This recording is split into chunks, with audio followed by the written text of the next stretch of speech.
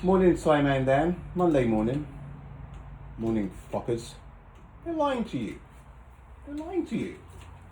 They're lying to you about the gravitational pull of the moon on the water, on Earth, and the bulge. They're lying to you. It's stupid, it's illogical, and I'm about to show you why. First up, it is weird. Some of the comments some people are making. It's almost like I'm speaking a different language. People, honestly, my explanations are so 1 + 1 = 2, okay? So basic, so simple. Some people are not understanding what I'm saying. Somebody, what's the big deal with the 4 highest tides being up north? Coincidence? Excuse me? A coincidence? It's purely a lack of common sense to say that. Your moon is orbiting along the equator. That is where this bulge is. That is what this is all about. The bulge, the gravity. There is no bulge. There is no bulge. Those qualified people with qualifications, higher education and stuff, no common sense. I don't believe that they believe what they're saying. I don't. They're playing you for fools, folks. Now, as you can see, the moon orbits roughly along the equator line, doesn't it? We know that.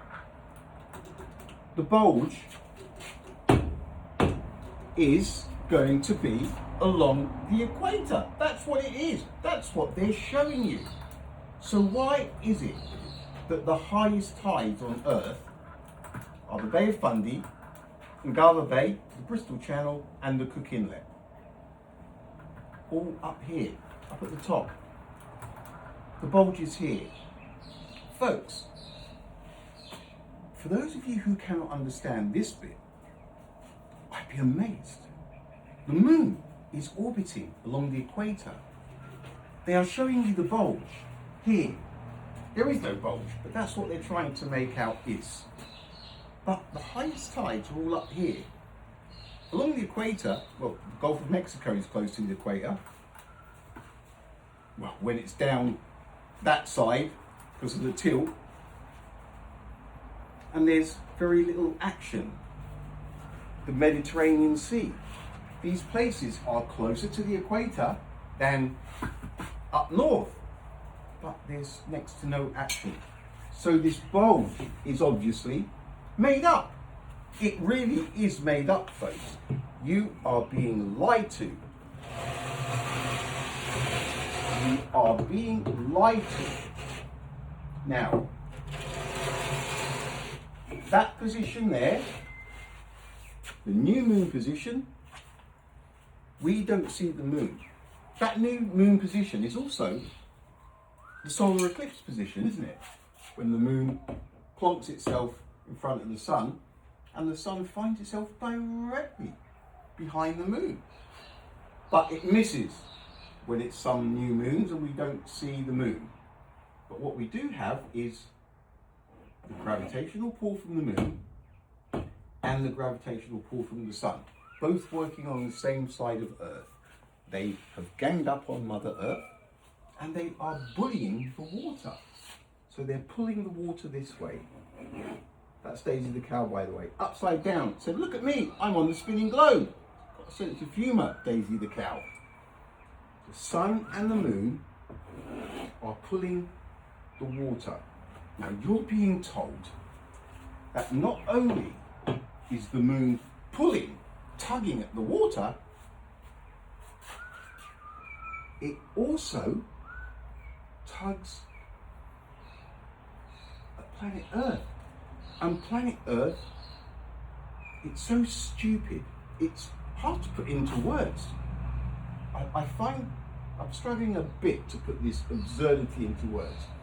And then, because of the moon's powerhouse pull on Earth, it goes into the front bulge, and the water at the back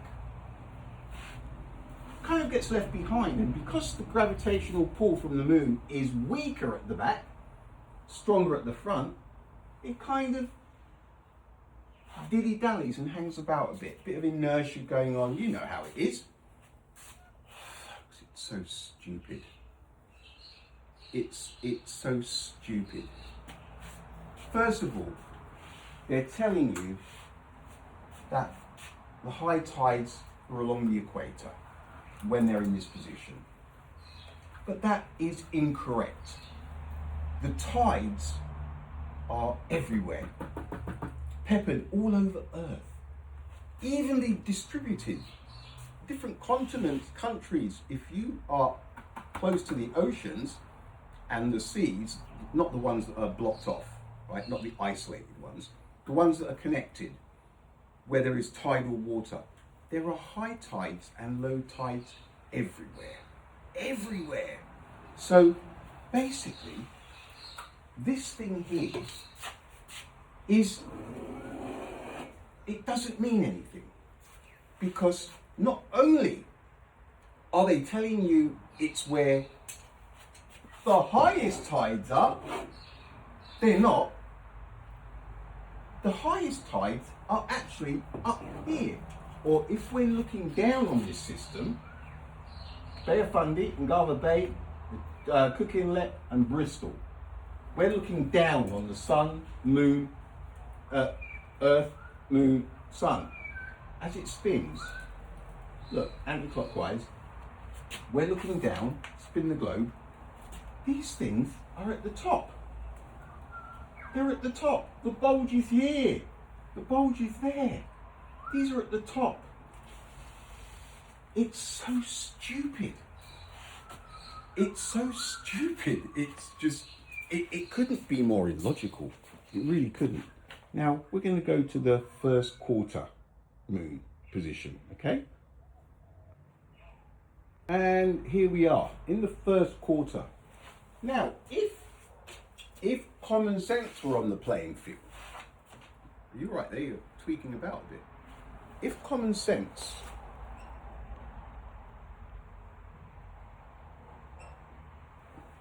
were playing, right, this is what you'd think if there was actually gravity going on, right? This is what you would expect, isn't it? Of course it is, isn't it? But no.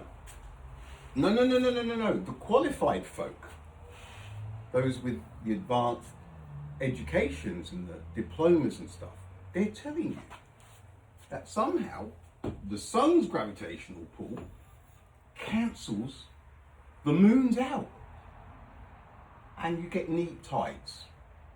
But again, it's highly logical. Now, for those people who can't understand what I'm saying because it's stuff that contradicts what you've already learned, and you simply are going, what is he saying? What is he saying? It's because you have a glitch. This is very basic stuff. If the moon is pulling, when it is in the first quarter position, from here to there, why would it not be dragging its water down with it? Why? How has the sun got anything to do with the downward force, the down force pull of the moon? It's illogical. It's illogical.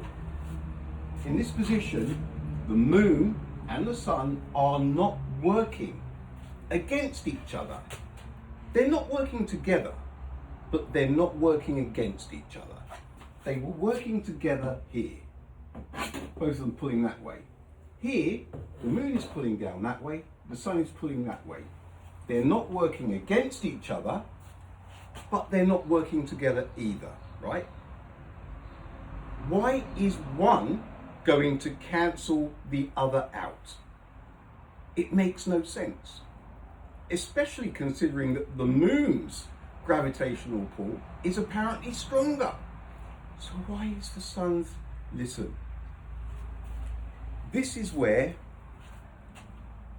it's basic, but they have just whipped everything up into a frenzy of absurdities and stupidities and illogical, common sense defying rubbish. Let's go to the full moon position.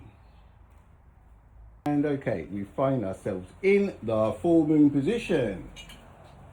Now, in this position, would you expect a bulge? This is the highest, second highest of the tides. The highest is when it's in the new moon. And the moon is here and they're working together. The next one is the lowest of the tides, the neap tide, when the moon is here. Now, that doesn't make sense. The lowest should be here, when the moon is fighting against the sun, and the sun is fighting against the moon. But the folk, the qualified folk, are somehow finding a way to make it look as if the moon and the sun in this position are working together. But they're clearly not, are they? Now, this is one of those things where I'm saying 1 + 1 = 2. And it's very basic to see. When the moon is here, they're working together. I mean, there's some mysterious bulge at the back. I don't even go there. But they're working together. When the moon is there, it's opposite. Can you see what I'm saying? Together, Earth here, my nose is, and then opposite, working against each other. So why is it that the tides are so grande? Why? I'll tell you why. Because it's wrong. Because the moon doesn't have anything to do with any of the water on Earth. It's very easy to understand. It doesn't matter where the moon is, it doesn't matter where the sun is, it does not matter where Earth is in this love triangle. The high tides and low tides are evenly spread out all over the globe. All over the globe. There is never a time when the highest tides are on the bulge, this side, or up at the top. They are distributed evenly all over Earth. There are probably 30, 40, 50, 60 different tides in all different places in the Mediterranean.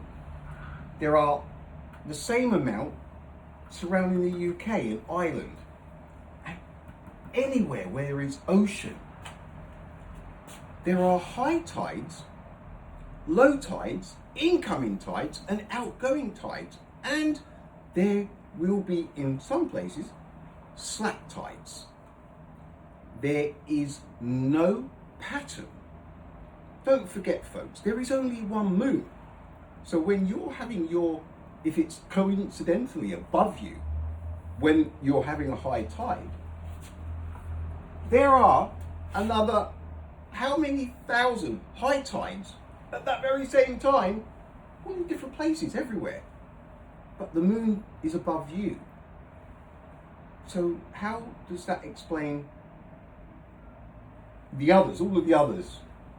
The high tides in South America, when I'm having mine here and the moon just so happens to be above me, and in the UK, and in Canada, and in Africa, and you have to understand that there is no pattern. It's the power of suggestion. That's all that's happened here. And they've repeated and repeated and repeated. And now it's stuck. And only the people who can change their minds when new information comes along that can contradict something that they believe, staring them in the face. Some people can go, whoa, and some people have, right? But others, there's some of you won't even know what I just said.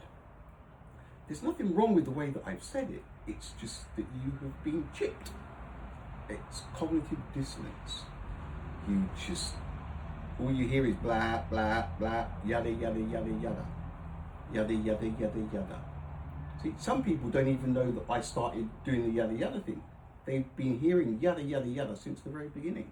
Haven't you? Ooh. Now they're probably going, what's he doing? What's he saying? Is he talking about the moon again? It's weird.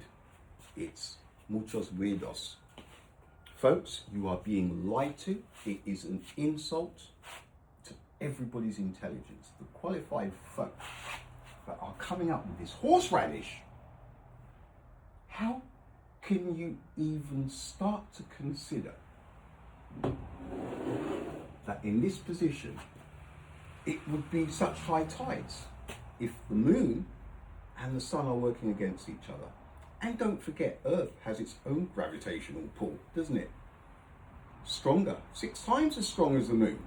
So why is the moon doing all that it's doing? The whole thing is a shambles. It's a clusterfuck. If you look at this stuff objectively, you'll understand that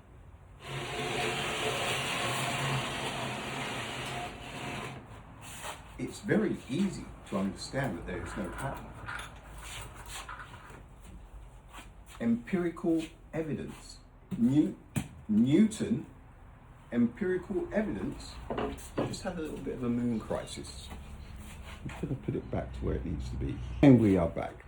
So look, there we go. We've got a couple of Newton. He's everywhere, isn't he? He's everywhere. He's given you this up there. Let's see the gravitational pull. He's given you his first law. An object that is at rest will remain at rest until something knocks it off its perch. That's doing that. We have the moon. An object that is moving or whatever will carry on moving in the direction it is going until an external force stops it or redirects it. It's all happening here. What else do we have in Newton's? Well, the gravity, obviously, but light, the colours, Newton, the colours, the prism, isn't it? He's everywhere. Good old Newton, what a legend! We have the prism, don't we? The reason we know how we're seeing all of these colours on here is because the surface is different wavelengths and different thickness. That's what it was said a long time ago. Depending on the thickness of the surface would depend on the colour. But that changed over the times. It's written in one of the 1961, I think.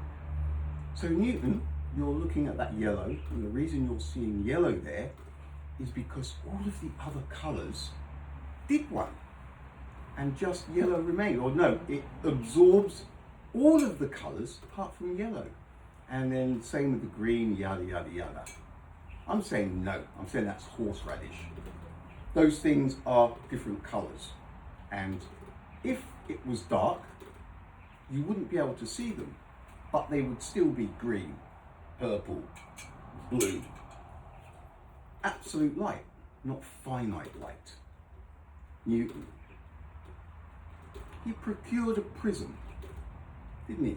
He procured himself a prism. Let's see if I can get some colour from the prism up on the board from the sun. I'll be back in a second. And there we are. Straight off of the prism onto the sun. Newton! Good old Newton. Something white. So that's bouncing off of the mirror and the prism.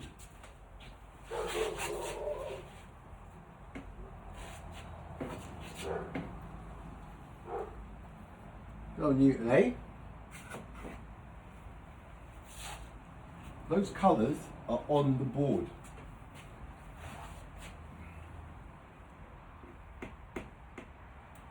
Rods and cones, delayed light, relativity, Einstein. I don't think so, because light is absolute, there is no delay.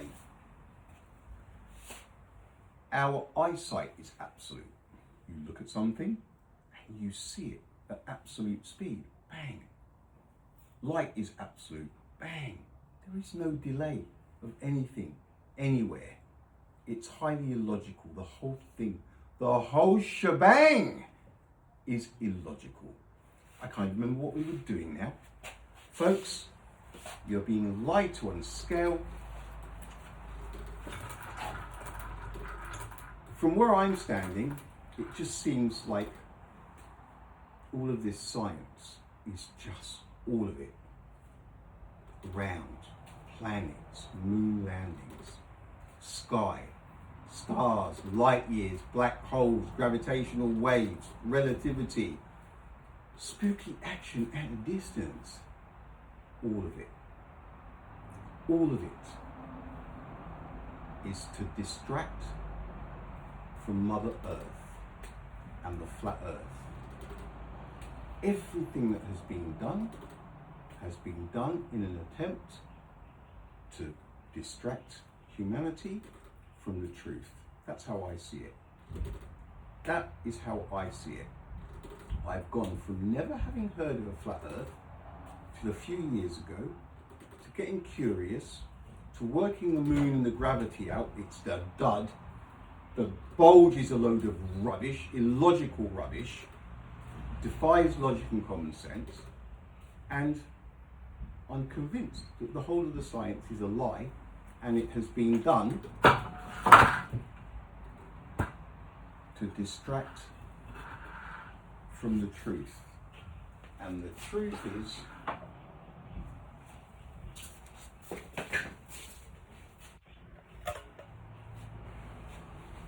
Earth is flat, folks. Earth is flat. There is no curvature. And you know how you'll understand that it's flat? This is the thing, folks. It's when you start to think about it on a personal level. That is when you'll start to understand that Earth is flat. There's gonna be two kinds of people soon. Those who can think for themselves and those who can't. Because those people who cannot think for themselves are locked into the narrative. Those who can think for themselves on a personal level will look at these things, think about the flat Earth, think about flying upside down, understanding that there is no curvature. I have done my own personal observation with my iPhone and a telescope, and I saw a boat that I couldn't even see the light on top of the boat with the naked eye. And when I did that with those things, bang, I was seeing something that I should not have seen if there is an 8 centimeter drop per kilometer. That is a fact, folks. I have done my own personal observation, so I can comment. The absurdities are coming in fast and furious. They destroy people's common sense, logical reasoning. People ignore facts.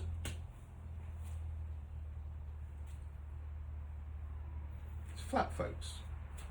It's flat. You need to think about it on your own. That's when you start to realize. That is when you free yourself from this absurdity and from a lot of absurdities. Thinking for oneself. That's where it's at. Because only then will you understand that Earth is flat.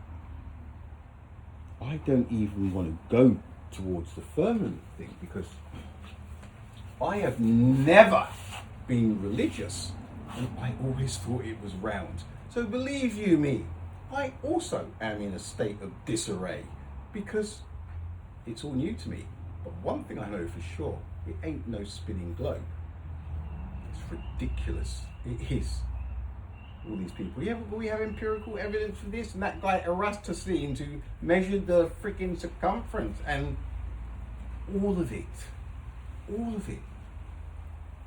is an attempt to distract humanity from the truth. I'm so close to slam dunking it. I am so close to slam dunking that. But no. That is what is happening. Earth is flat, and the hype and the lies that we have been fed from day one have people where they are. Luckily, some of us, for whatever reason, can see through the illusion. Folks, welcome to the flat Earth, because that's what it is. And your science is lying to you. All right, Simon and Dan, best check yourself. Laters.